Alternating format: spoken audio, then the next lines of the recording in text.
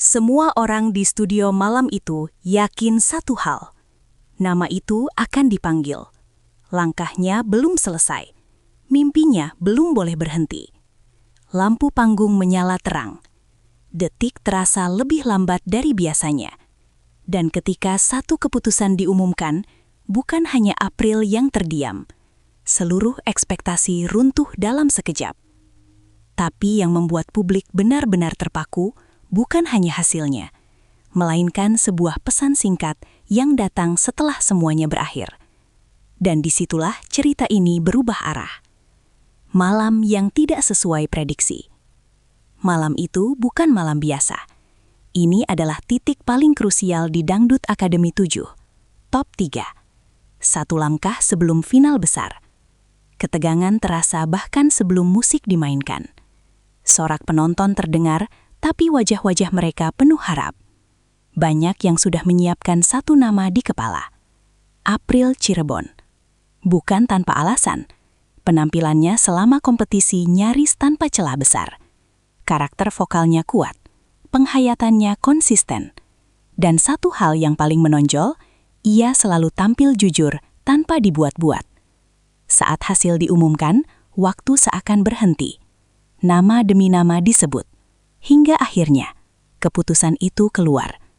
April harus terhenti di top 3. Tak ada sorak, tak ada teriakan. Hanya keheningan yang aneh, seolah semua orang sedang mencerna kenyataan yang belum siap mereka terima. Tapi ini baru permulaan. Perjalanan sunyi dari Cirebon. Jauh sebelum sorotan nasional, April hanyalah seorang anak daerah dengan mimpi yang terlalu besar untuk disimpan sendiri. Cirebon bukan pusat industri hiburan. Tak ada jalan pintas, tak ada panggung megah. Yang ada hanya latihan, kegigihan, dan keyakinan bahwa suara bisa mengubah nasib. Ia datang ke DA7 bukan dengan label bintang. Ia datang dengan tekad. Dan sejak awal, langkahnya pelan tapi pasti. Tak banyak yang sadar, di balik senyum di atas panggung, ada tekanan untuk membawa nama daerah. Ada harapan keluarga. Ada ribuan orang yang merasa diwakili olehnya. Semakin jauh ia melangkah, dukungan makin besar. Dan tanpa disadari, beban itu ikut tumbuh bersamanya. Namun semuanya berubah saat satu sebutan mulai melekat padanya. Favorit juara. Dan label itu tidak pernah ringan. Label calon juara yang jadi beban. Awalnya terdengar seperti pujian, tapi semakin sering diulang, semakin berat rasanya. Setiap penampilan April tak lagi dinilai sebagai bagus, melainkan harus sempurna. Satu nada meleset terasa berlipat, satu ekspresi kurang langsung disorot. Ekspektasi publik naik, sementara ruang untuk salah semakin sempit. Di balik kamera, tekanan mental mulai terasa, bukan hanya dari juri, tapi dari harapan yang ia pikul sendiri. Tak banyak yang tahu, grafik dukungannya tidak selalu stabil. Ada malam-malam di mana voting naik tajam. Ada juga saat-saat ketika posisinya rawan. Namun April tetap berdiri tenang. Ia menyanyi, ia tersenyum, ia bertahan. Sampai akhirnya, semua tekanan itu bermuara pada satu malam penentuan. Dan malam itu tidak memihaknya. Detik-detik gugurnya harapan. Beberapa detik sebelum hasil diumumkan, wajah April terlihat berbeda. Bukan takut, bukan gugup, tapi pasrah. Seolah ia sudah berdamai dengan kemungkinan terburuk. Saat namanya disebut sebagai kontestan yang harus terhenti, reaksinya sederhana. Tak berlebihan, tak dramatis, namun justru itu yang menusuk hati banyak orang. Ia menunduk, menarik nafas, lalu tersenyum kecil. Di kursi penonton, air mata mulai jatuh. Di rumah-rumah penonton, keheningan terasa nyata. Ini bukan sekadar gugur. Ini tentang mimpi yang berhenti satu langkah sebelum puncak. Tapi yang terjadi setelah itu justru mengubah seluruh percakapan. Pesan Ibu Harsiwi yang mengubah narasi. Tak lama setelah malam itu, sebuah pesan muncul ke permukaan. Bukan panjang, bukan sensasional. Namun entah kenapa, membuat banyak orang berhenti sejenak. Pesan dari Ibu Harsiwi Ahmad, bahasanya tenang. Pilihan katanya sederhana, tapi maknanya terasa dalam. Bukan tentang kalah atau menang, melainkan tentang proses, tentang perjalanan. tentang nilai yang tidak selalu terlihat di panggung. Publik mulai membaca di antara baris, seolah ada pengakuan diam-diam bahwa April telah memberikan lebih dari sekadar penampilan. Pesan itu menggeser fokus dari hasil ke makna.